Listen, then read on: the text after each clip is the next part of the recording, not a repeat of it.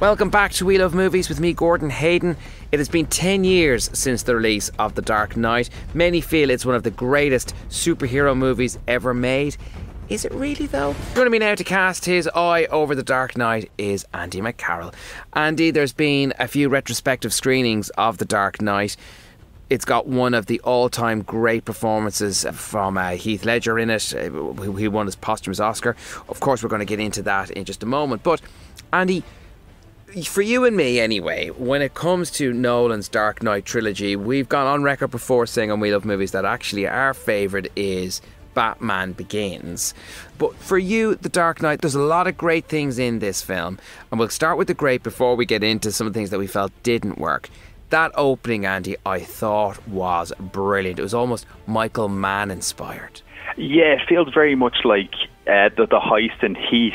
And I think that's something that really hadn't been done. Like, it's kind of easy to think now every superhero film that's made, you've got like your big name actors, it's a big production. But this was 2008 and Batman Begins didn't particularly do awfully well, and it also didn't set up this kind of world building that the Marvel films had done. And casting Heath Ledger in that role was just, there was a lot of backlash. You didn't really get caliber of actors, the likes of Christian Bale, Michael Caine, Morgan Freeman, doing films like this.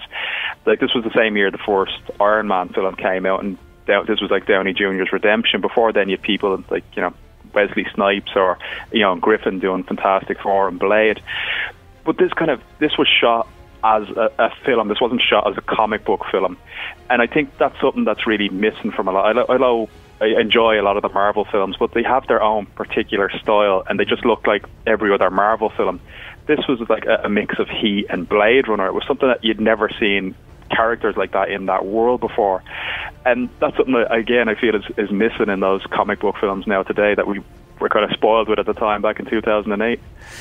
But it was difficult for Warner Brothers to get Christopher Nolan back by all accounts, Andy, because even though the way Batman Begins ends, and it had a fantastic ending which sets up the Joker, audiences, I remember being at one of the big multimedia screenings for it, and you could hear the audible gasps from people and the excitement going, my God, the Joker is going to be in the next film. But Christopher Nolan, as I said, he didn't have any intentions of coming back. Yeah, and this was kind of, again, the preempting the Marvel universe where every film led on to something else. Like, there was no, if you go back to the other superhero films, the Batmans, the Supermans, traditionally they didn't have a sequel that followed on from the first film.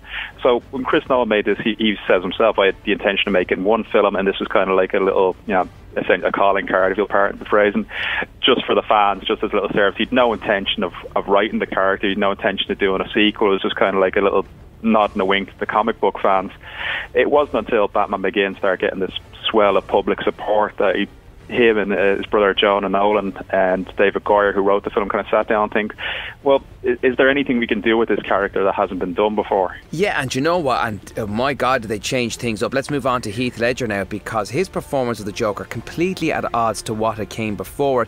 Andy, he immersed himself in this role to the point where Jack Nicholson, even in advance of shooting, said, like, you want to be careful because playing the Joker, it can kind of knock you off your rocker a bit, because it is one of those roles that people, when they take it on, they can lose themselves in it.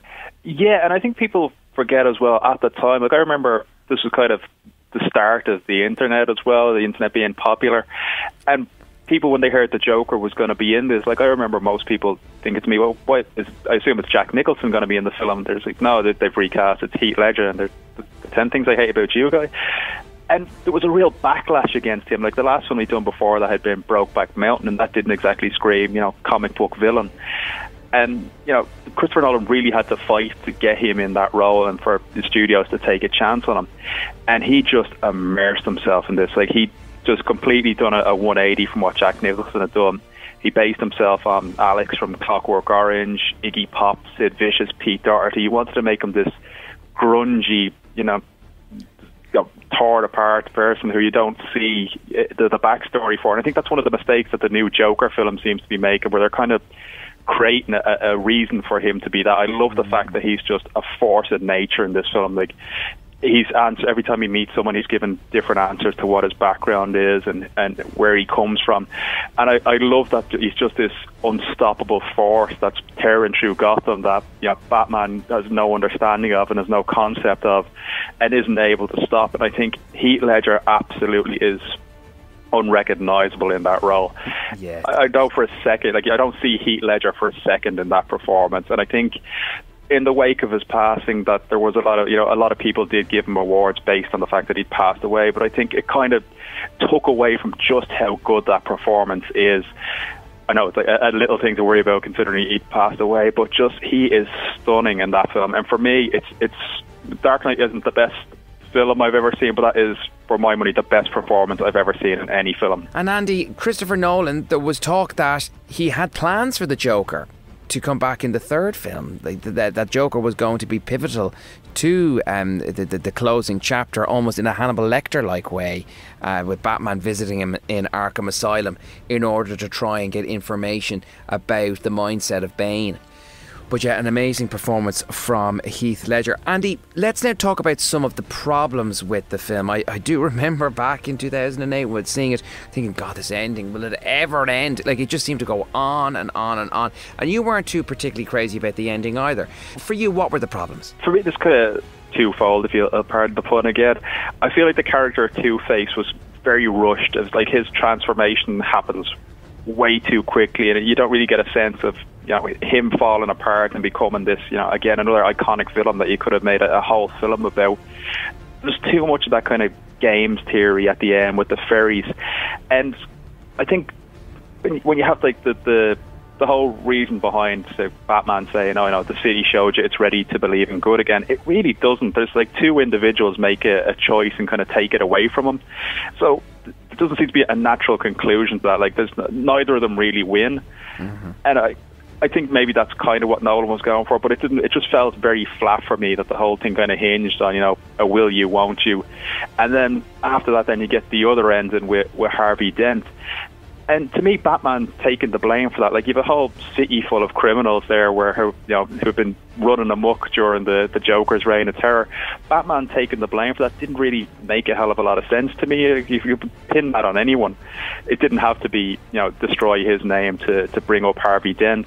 And I know the sins of the past kind of come back for them in The Dark Knight Rises, but for me, it kind of, if you examine the end of that, it feels very flat for me. Andy, it's 10 years old, The Dark Knight.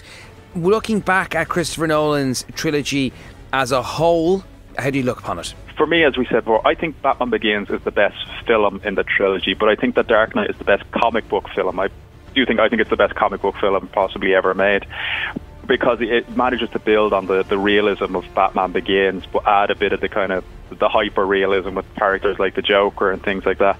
I think it went too far the other way with The Dark Knight Rises. I think the last 5 minutes of that are brilliant, with Joseph Gordon-Levitt becoming Robin and the music swells, and that kind of leaves you on a high. It's only when you come out after go, well, hang on, the ending in Italy with that, I don't think that kind of works. And I think Catwoman wasn't done particularly well, breaking his back. I thought it's quite crammed too much into it, and you can really see that there was a story for Dark Knight that was going to continue, and then unfortunately when Heath Ledger passed, they had to scramble to kind of fill in the boxes of things that would have been, this force majeure of a character. And it's very hard. Like, as I said, Heath Ledger's performance, and that everybody has their favourite moment in it, and to kind of try and top that, especially in light of what had happened, was an impossible task. So I didn't quite get the ending that I wanted with it, but I think you have two close to perfect films in a trilogy, which is a lot more than any other superhero franchise can say. Very true. The third film is always the sort of the wobblier of the three, because by that stage things have definitely been diluted. Andy McCarroll, thank you so much. Cheers, thanks Gordon. And that's the end of that chapter.